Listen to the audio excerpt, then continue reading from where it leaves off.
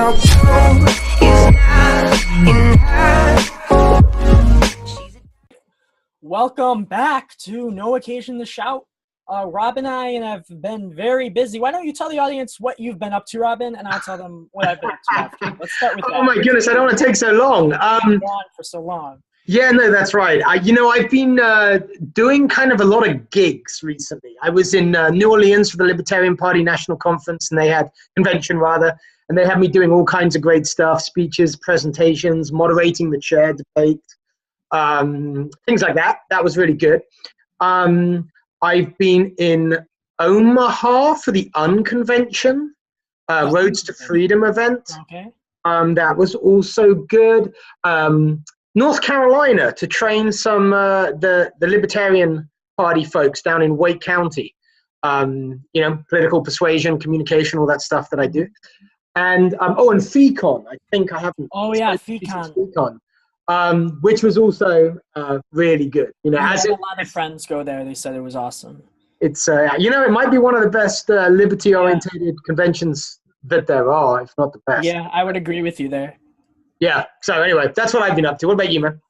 Well, I've been working a lot on my High Time cartoon channel because I really thought down like what's the best way to spread liberty, and I work as a teacher for not in the summer, but in the fall and winter with emotionally impaired kids.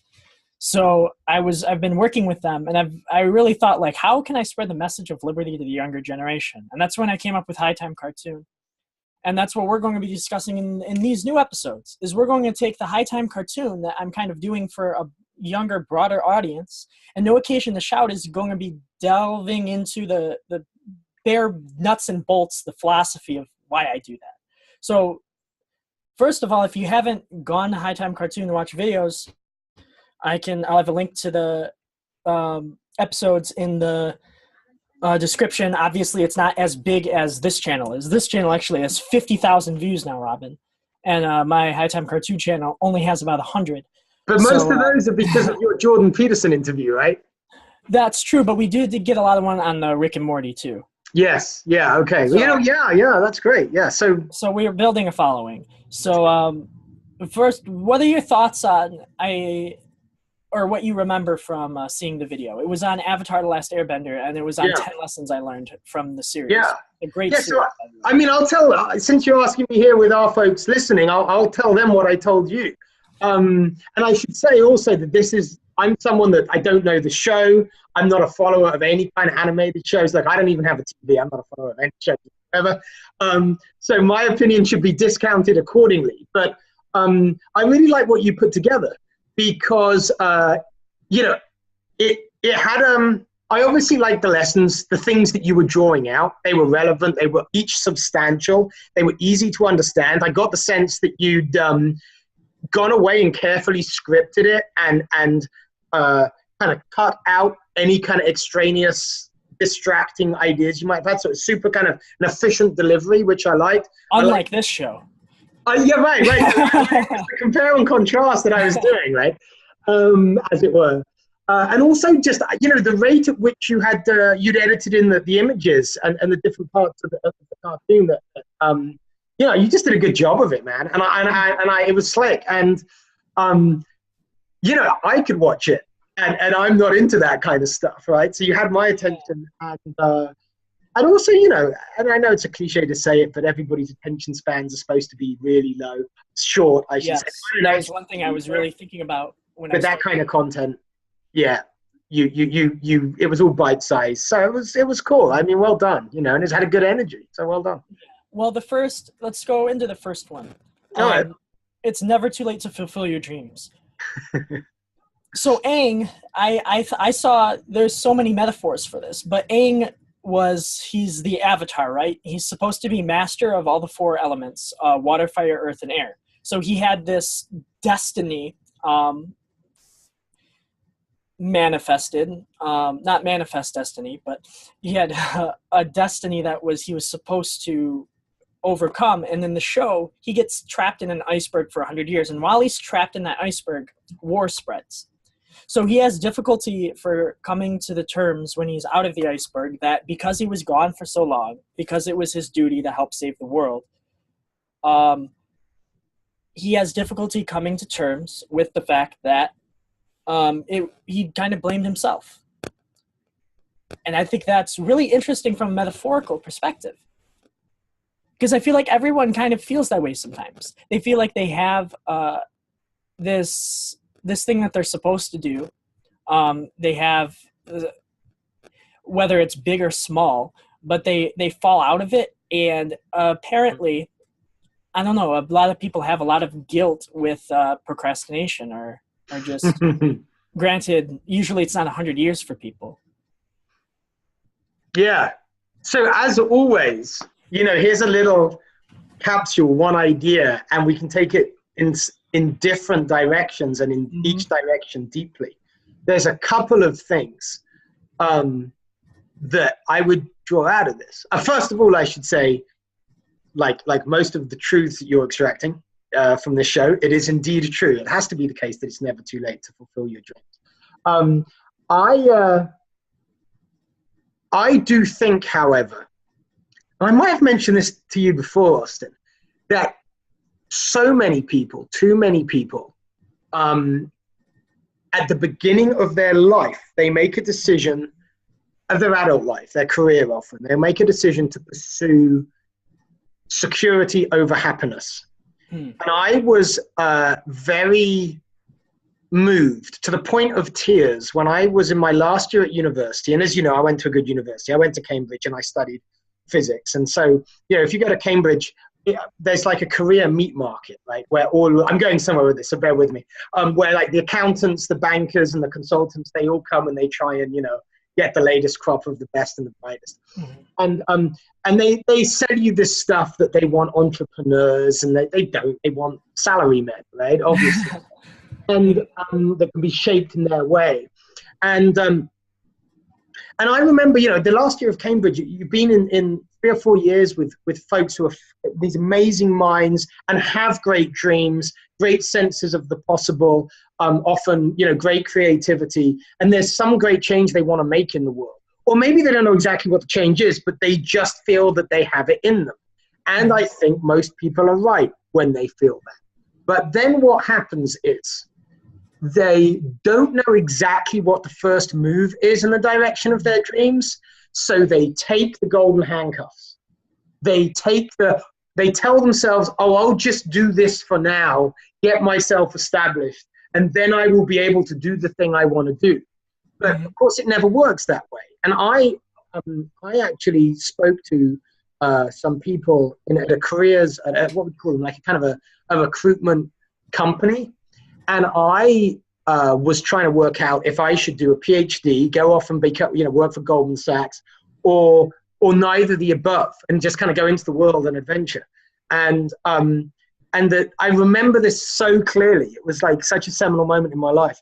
The gentleman that I was talking to, working in this recruitment company, said, well, Robin, you've got the credentials to go and work for Goldman Sachs. And he said, you could do it, and you could make a lot of money, and you could set yourself up however you want, if you can make sure that you don't get submerged and sucked in, right? Because he knew I had other things I wanted to do with my life. I didn't quite, Goldman Sachs wasn't my dream. And it was, if anything, it was a proxy for, those possibilities, quick ways to make money in a prestige job. That's the problem I have with campaigning, because it's easy money. What kind of campaigning? What, political campaigning? Yeah. Easy money? For me, it would have been. Well, then we need to talk more about that, because in the liberty space, I don't think that one of the problems is nobody wants to spend any money. Nobody's very good at raising it. But I want to finish my story, because that's a sidetrack. And so this gentleman said to me, Goldman Sachs, you could go do it unless as long as you make sure you don't get sucked in. And I asked him, what fraction of people get sucked in? Is it 90%? Is it 5%? And he looked me straight in the eye and he laughed at me and he said, 95%? It's a lot higher than 95%. Wow. And I was like, ugh! And sure enough, I watched my friends that I had so much respect for, that I wanted to see them pursue their dreams. It took them a week or two of not knowing exactly how to pursue their dreams to say, oh, I'll just go off and work for this consulting company. I'll just go off and work for this bank, whatever it might be. And it really, really saddened me. And I didn't do that. That's good. And I ended up, and I did do 2 years at a corporate strategy consulting firm to find out what it was like. But I got out. It wasn't me. And I learned from that, and from watching all my friends who've gone down the easy path of security, not happiness, that there's so much power in refusal. It's okay to not know how to get to where you're going, or even exactly where you're going, as long as you refuse to get taken in by the thing that isn't who you are. And as long as you do that, you can jump when the time is right. And, I have a good life now doing what I want to do. And I put that down to never allowing myself to get sucked into something that wasn't me. That doesn't mean you don't have to sometimes compromise to make money, to, survive, right? But it's how you relate emotionally and psychologically. You never do it until you know going in that you can come out, however golden the handcuffs get. And so that's one of the thoughts I had as you were talking about your first life lesson. I had another one, but I feel like I've monologued for ages. We can definitely we'll go into that in maybe another episode. Let's go on to number 2, because I had things too. For me at least, I know the end results and the steps I need to take to start making money in politics. Because did you ever work with the Koch brothers? No, I mean, I see them at a lot of events that I'm at, but I've never worked with them or worked with an organization. I worked with the Koch brothers, and it was actually it wasn't bad. It was one of the few political jobs I took that I didn't feel was hurting my own conscience. But campaigning for Republicans, you can definitely make a lot of money. Oh, campaigning for Republicans. Yeah, I guess that's difficult. Well, going mainstream. Oh, yeah. If you want to campaign for Republicans, especially if you become a campaign manager, there's a lot of money in that. And people try to suck me in, especially libertarians, when they tell me, well, this Republican is kind of libertarian. Let's move on to number 2. You have to let go of fear. This was in the first episode of the season, and I thought it was very profound. It's my favorite line of the entire show, because neither Aang or Katara, who are both benders, they use their martial arts as bending. They bend water and they bend fire, so it's kind of fantasy there. But they see this Fire Nation ship, and the Fire Nation is, of course, this evil tribe of the 4 tribes that attacked everyone, and Aang wants to go explore. He's very curious. He's like, wow, a Fire Nation ship, let's go see it. And Katara is scared, and she says, we should stay away from that. But Aang says, if you want to be a bender, you have to let go of your fear. So what do you take from that? I mean, look, fear and guilt are the only enemies of man, right? And that's a quote from Neil Donald Walsh. And another one from the same guy that I actually heard out of the mouth of Kanye West recently on an interview. Oh, really? Was that, I mean, he, not in exactly these terms, but I see something I believe profoundly, that the ultimate motivating emotions, forces of human action are love and fear. Everything reduces to one of those two. I think I would agree with that. Yeah. And fear is always contractive, whereas love is expansive. Mm-hmm. There's nothing to fear but fear itself. That's another quote. Right. Yeah.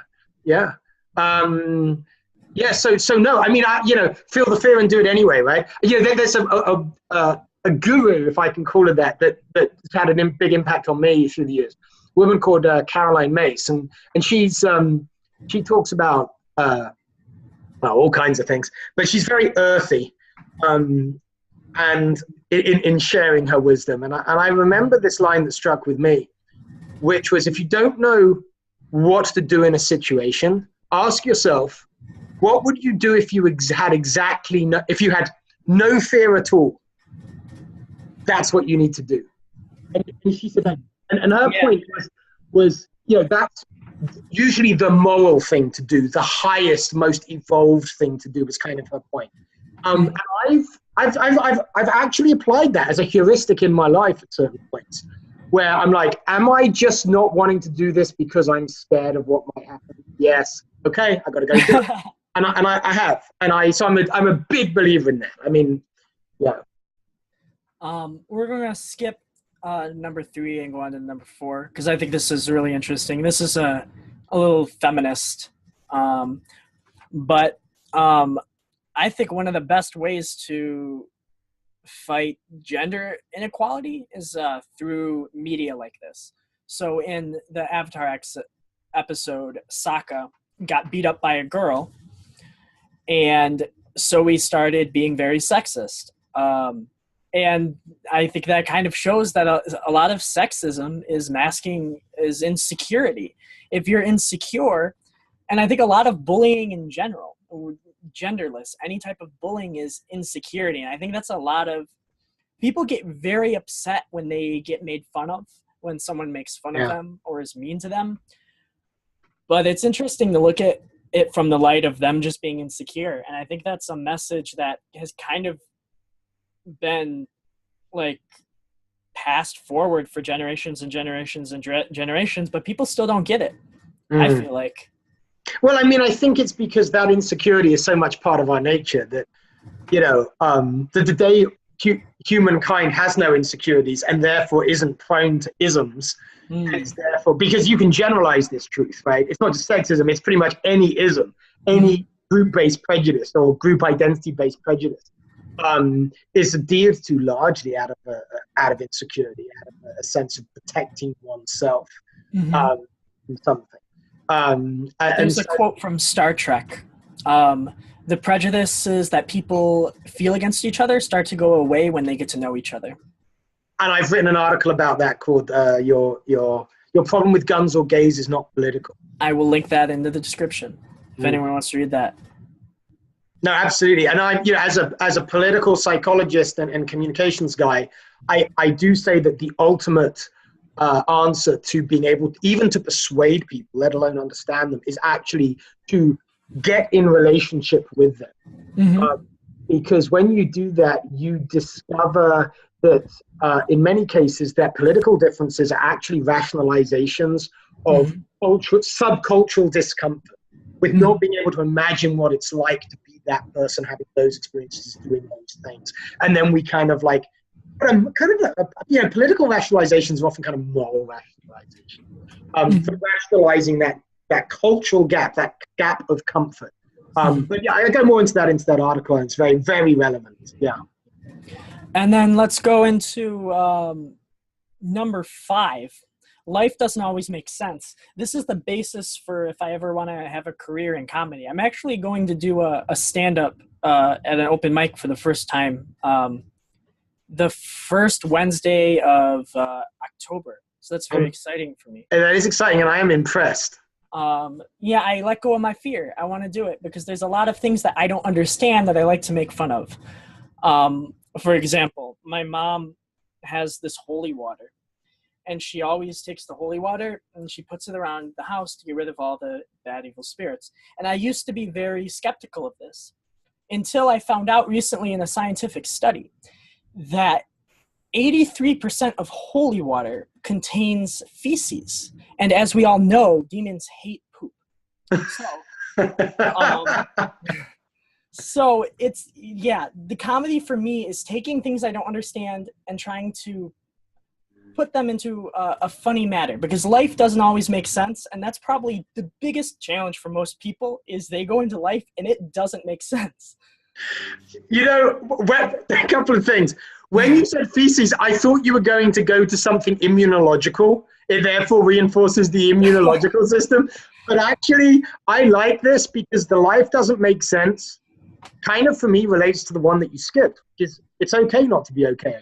Yeah. The reason it's okay not to be okay is because it ain't supposed to make sense, and actually that's what makes it fun. Like, Yes, isn't it? what's around the next corner, you know? Yeah. And in fact, I look at, most people do set up their lives so that they pretty much do know what's around the next corner, whether it's with work, whether it's their intimate relationship. Maybe they have a more or less a good idea broadly of what's around the next 2 or 5 or even 10 years of corners. Mm-hmm. And I can't think of anything more depressing than that. Yeah. I have a very big resume, and usually it's because I don't work jobs for longer than 6 months. Yeah. Because I find something bigger or better or more interesting. And it's really fun if you look at life in this way. Number 6 is a big one. Be careful when seeking revenge. And in the show, multiple times, because of someone was killed, or the Fire Nation killed a ton of people. And a lot of the characters get sucked into revenge-minded people, because they say the Fire Nation did this to you. We need to beat them. We need to destroy them. And it ends up every time the revenge mindset, there's collateral damage that ends up hurting innocent people. And I think that is basically the U.S. foreign policy. I was just thinking 9/11. Yeah, exactly. Yeah. You're the political expert, so why don't you talk about that? I don't know about that, but I've got to say, if there's one that on the list that I'm actually not comfortable with as a true statement, it's probably number 6, just because I'm not sure if you're seeking revenge. I'm not sure that's ever a good thing to be doing. When I say be careful, I meant more to say don't. Oh, okay. Well, that's very different. That's my point. But as someone who has gone through a lot of terrible childhood life experiences, I could say, and I know a lot of people who are my friends who were kind of in the same mindset. It's hard to forgive people sometimes, especially when there's murder or rape or incest involved, and it can lead a lot of people into a spiral, because I feel like everyone wants to forgive people, but it's hard to forget the forgive and forget dynamic. And one thing that I think is great about social media is that there's a lot of people from different countries talking to each other, and they're kind of seeing like, hey, we don't hate each other. Why do our rulers hate each other? Yeah. Why do our presidents hate each other? There's people escaping North Korea coming to the United States who are telling stories, and I think it's very profound. And it gives me a lot of hope for the future of foreign policy, that people are stepping up. Yeah, it relates to the point that, again, from that article, when you form a relationship with people, differences don't necessarily get resolved, they dissolve. Right? They often cease to matter because you see yourself in the other, right? And I think, which is why shows like Breaking Bad are so popular. Which I've also never seen. They take a high school teacher. I've heard the story of it. Yeah, and it's a lot of people are still rooting for Walter White towards the end, even after he's killed people and poisoned people. They're still rooting for him because it goes so slowly. He justifies his actions so slowly that you get to a point that the viewers are like, wait, am I still with this guy? As soon as he did one thing bad, I was already against him. Because I'm kind of like that. I tend to not, but there is empathy there. Have you ever read Wuthering Heights? No, I haven't actually. You haven't read Wuthering Heights? It's Wuthering Heights, isn't it? Wuthering Heights? Wuthering. Isn't it Wuthering? I wouldn't know, I'm American, and it's a British novel written by Emily Bronte. Yes, famous, very famous. Very famous book. That book will make you empathize with a very, very terrible character. and it's a woman who wrote it about a man. And that's scary. Just the types of people you can empathize with when you really know their story. And that's why there's universal norms.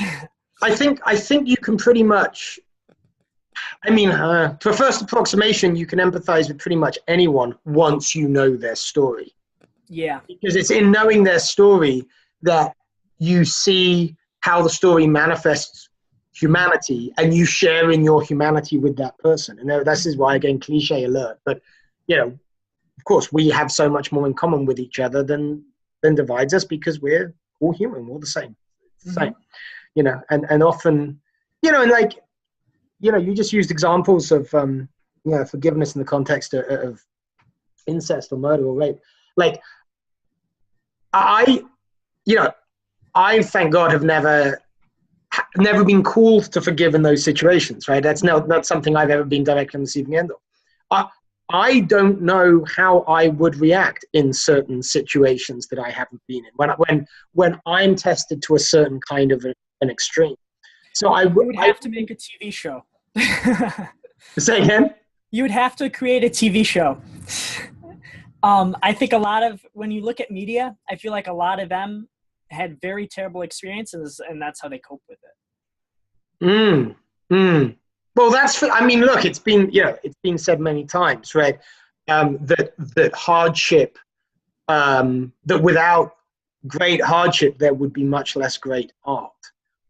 And I totally agree with that. And I think so too. I think that is true. But anyway, God, yet again, Austin, you've picked a bunch of things, any one of which we could turn into an hour show. Yeah. And I put it into a 5-minute video. And, really, right. Because, okay, number 7 is a good one. Don't let other people bring you down. This is something I struggle with a lot, because people be sad, and I feel badly for them. But are you into memes, Robin? Are you a meme guy? I'm in as much as in my work in political psychology, I think about phrases and ideas and presentations of things that have the power to shift paradigms, that have a big impact on people. So there's something kind of essentially kind of meme-ish about that interest of mine as a kind of political marketing guy. Do I sit behind my computer and generate them? No, not often. I think they're a very effective means by which to communicate messages, because they combined a lot of things: pictures, words, humor, inside information, inside jokes. And there was this one meme that really helped me with this number 7. Don't let other people bring you down. On the top, it said, going to see a therapist. And it said, time consuming, might cost money, you have to get up. And then at the bottom, it said, it be like that sometimes. Free. No. And obviously, if you're having trouble, you should go see a therapist. I'm not saying I'm not trying to discourage therapy. However, when you think about what a positive impact such a simple phrase like it be like that sometimes puts into someone's head, and how it makes them smile, and how it makes them think, you know what, it does be like that sometimes. The level of empathy that it creates, and how that photo on a meme got 100,000 likes, it's pretty profound. What was the picture? It was listing it. I think it was a list, and it was a therapist on the top, and it said therapy, and then it was a list of all the negatives of therapy, like time consuming. Okay, so there wasn't actually an image. I think it might have been on the top. It was a picture of a therapist, and at the bottom, okay. it was just a text that said it be like that sometimes. Right. Okay. And then it listed all the positives of that, which were free. I don't remember all of them, but right. I get the idea. Yeah. I think the time. Certainly in my life, I've had plenty of experience of therapists. It's when you know something, but you can't. You know something intellectually, but you're almost immune to its effects. Mm. So you know, to your example, somebody in, let's say, a state of great disruption or depression might see that meme, get that it's true, but then still find themselves completely Yes. stuck. And you know, I think depression can do that, where you're looking at, you can see the absurdity of your stuckness in the state that you're in, of the pain that you're in. That you can have you can see it, you can understand things about it, but you can't turn that into action to deal with it. And it's you know, that's time to consider getting. There's another life lessons I'm going to do with Steven Universe, which really helped with my depression and anxiety. I think Steven Universe, if you haven't watched that show at home, it's a great show for it. But a lot of it is about how you get out of that state of mind. When you are depressed, what do you do to get out of it? Because life is full of ups and downs, and you want to ride the up waves, and when you're on the down waves, you want to think about how to get back. You don't want to stay in that depression. You don't want to stay thinking negative thoughts. You have to think, okay, I'm depressed right now. I need to clear my head and go do something that makes me happy. Overthinking is probably one of the number one causes of depression. Yes, and it's a cause and effect, isn't it? I mean, it's a vicious circle. And the thing about depression is it becomes kind of obsessive, so you start reinforcing these pathways. And it's so hard to break your head out of depressive things. That's why ignorance is bliss, because you just stop thinking at some point. For people who are smarter, I feel like, or not even smarter, just they think about things for longer. Yeah. Like Stephen Hawking, for example, some of the things he says really saddens me, because you could tell he thought about it for a really long time. Like when he said that the only things that humans have ever created, or humans have created life, and the life that they created was viruses. Or I don't know. I don't like to remember when the negative things, but it was something about viruses, and I was just like, why did he spend so much time thinking about that? Because I feel like the more profound the statement, the more the person thought about it. And if it's a negative statement, then they thought about that negative statement for a really long time. Does that make sense? I don't think profundity and negativity are correlated. Okay. That's fair.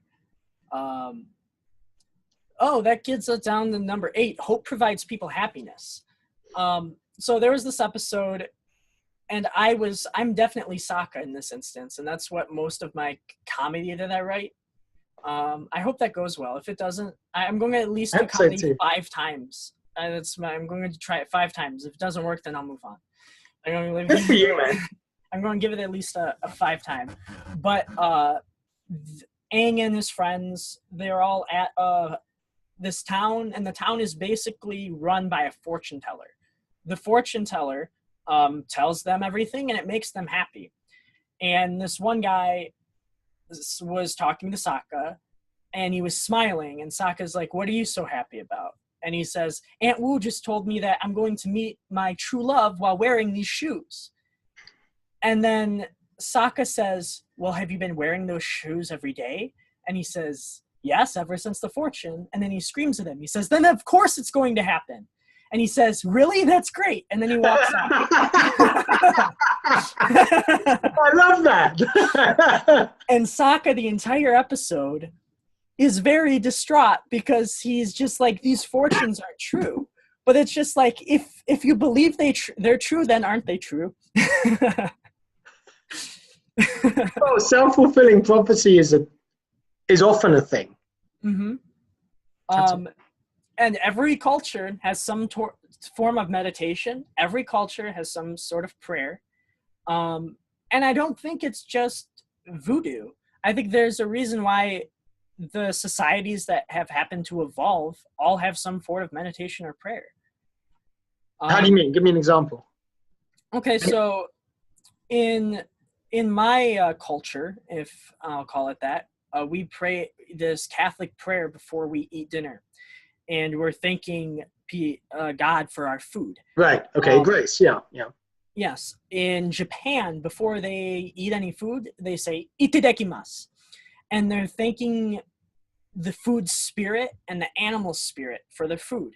In Arabic culture, they have halal for their meat.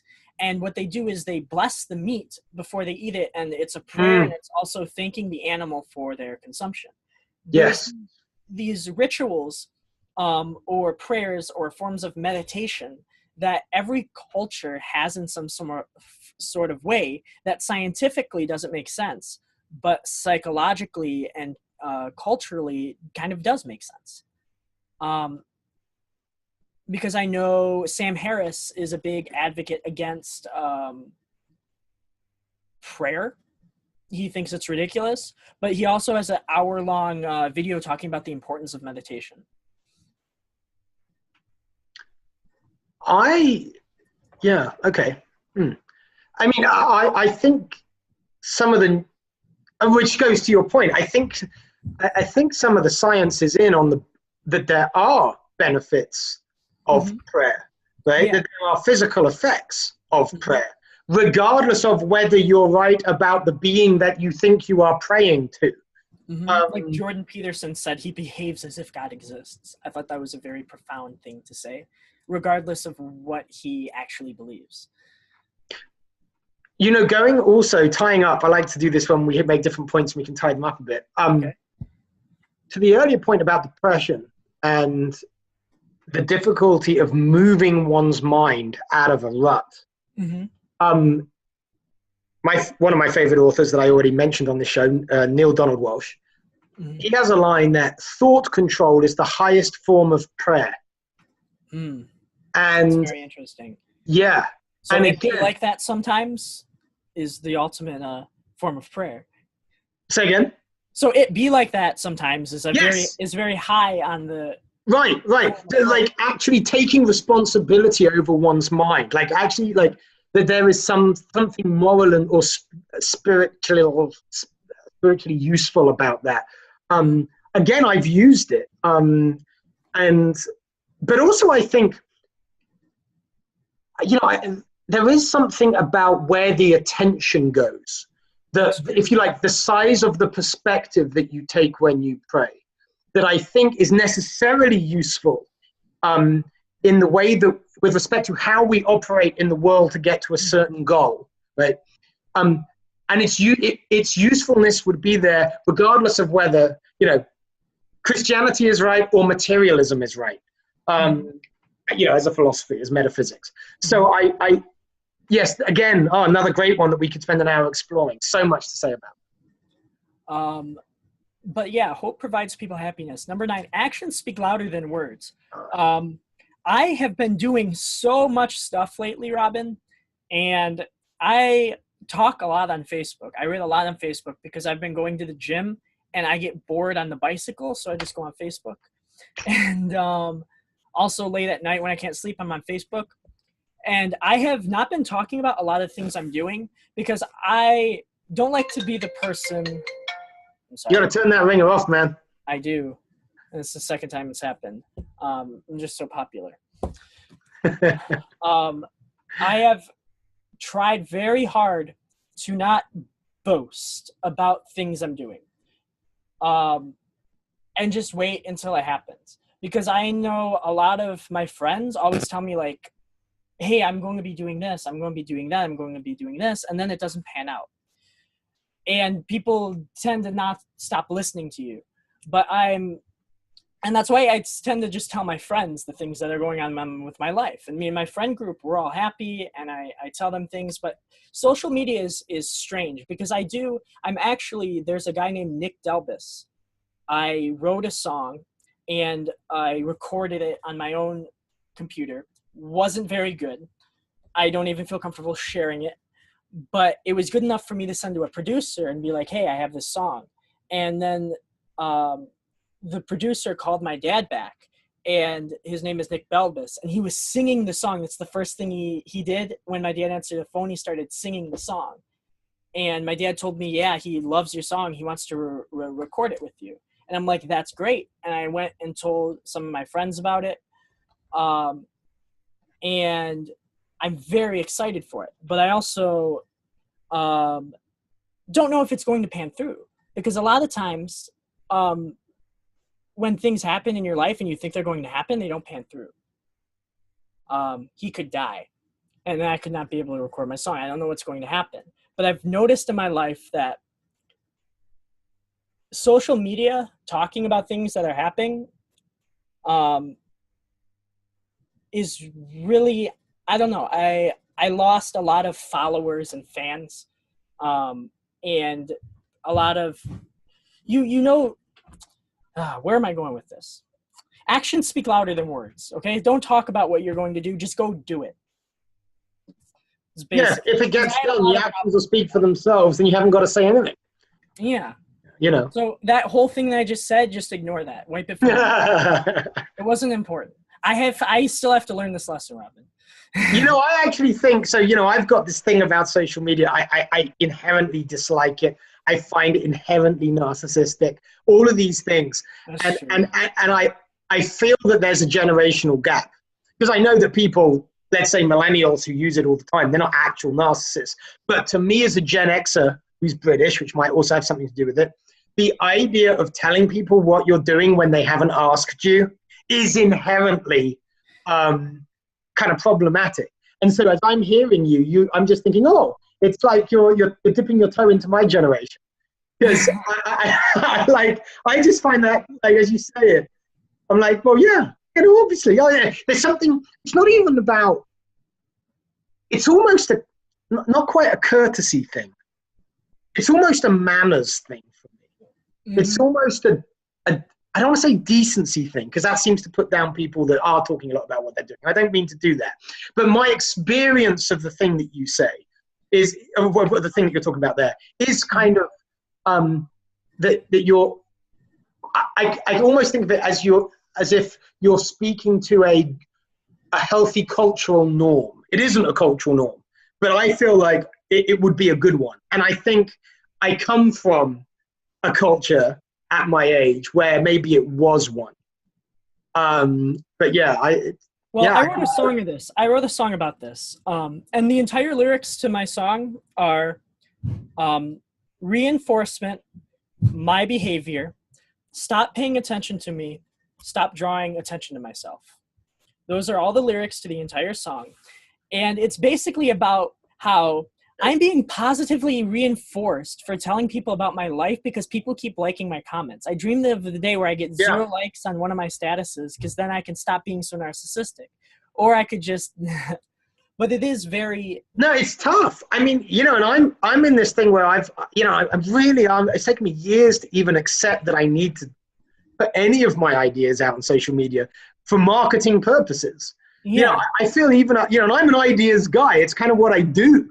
But I still find it difficult. Yeah. I think how much work you put into something should determine whether or not you want to share it.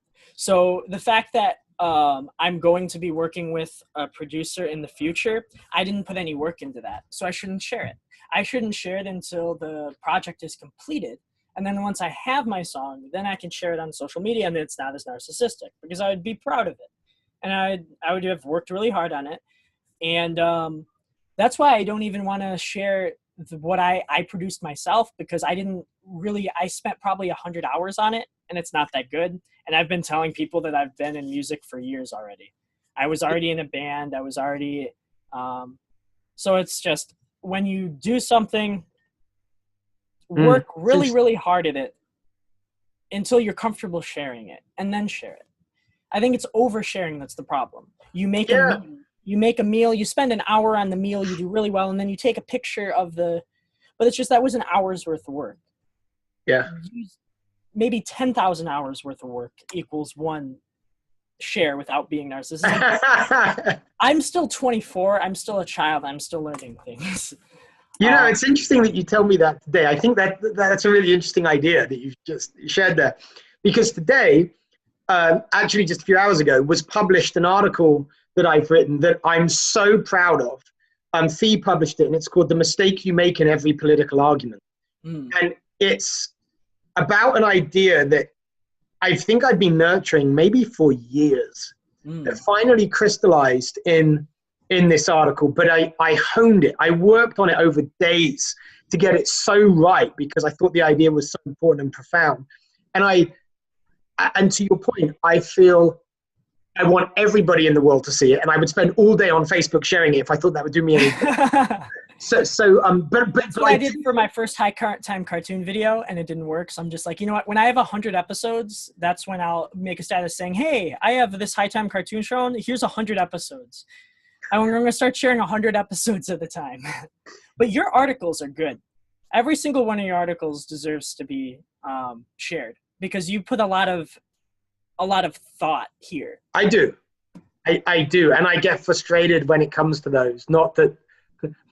That I can't share them with enough people fast enough. Yeah. so yeah, no, it's an interesting thought. But, I do, but it is interesting because I also sometimes have a great idea that literally comes in a flash that maybe I develop in my head over the course of 5 to 10 seconds into a sentence. And now I've started putting those, just as a little kind of idea or a quote out on social media. It literally took me years to do that because it seems narcissistic. And yet, there is a sense in which it's no different from sharing. I mean, it's different only in quantity, not quality from sharing, who you could say. I would agree with you.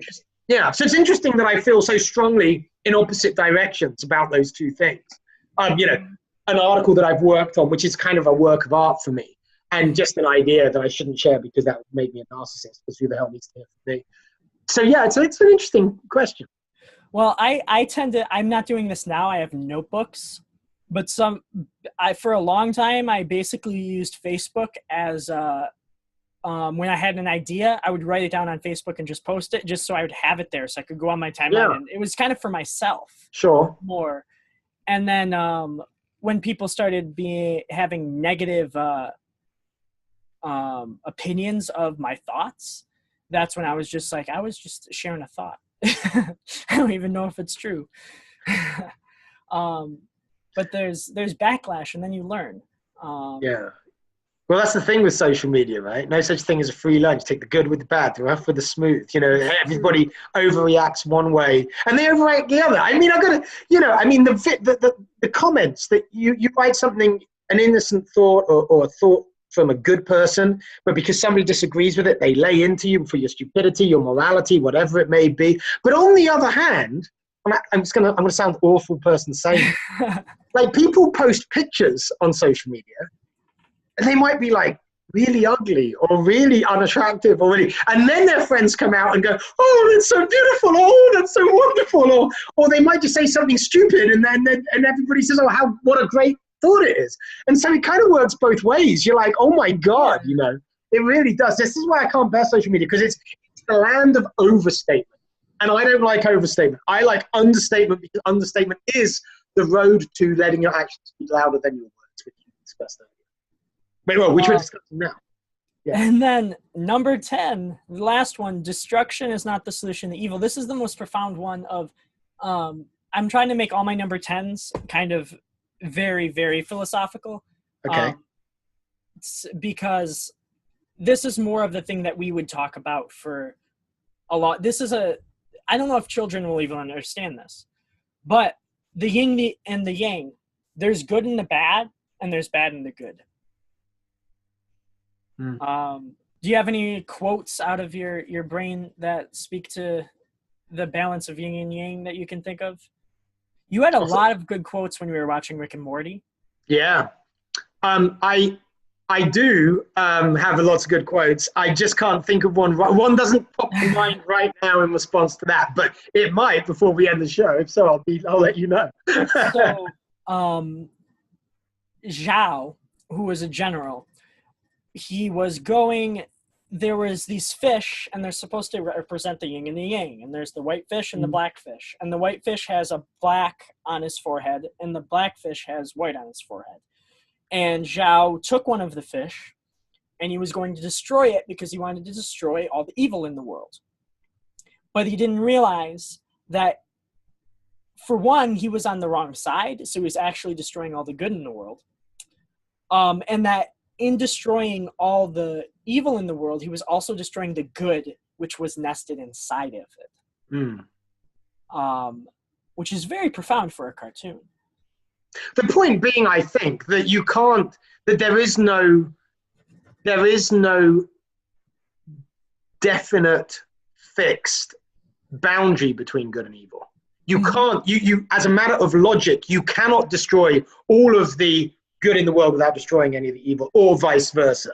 Like, it doesn't mean anything. And so, yeah. Yeah. I mean, have you ever looked at the I Ching, since we're talking about the Qi? No, I haven't. So the I Ching it's a fascinating thing. So it's a basis for divination, right? So this is where this idea comes from, right? This is one of the most important, maybe, philosophical books that sits at the foundation of Chinese culture. And Jung spent a lot of time on the I Ching. Right, okay. I've read a lot of Jung. Okay, so here's a link to Peterson, kind of, right? Okay, he is a link to Peterson. And so the I Ching, you do this divination, you do it with these coins, and according to like how your 6 coins come up, you get a hexagram, right? So tails, heads, heads, tails, tails, heads, for example, would be one of 64 hexagrams. So 2 to the power 6, 6 lines, right? Alternative, broken line or fixed line, heads or tails, whatever. You get 64 combinations, right? So 2 to the power 6. Now, if you read the I Ching, and each one of these combinations has a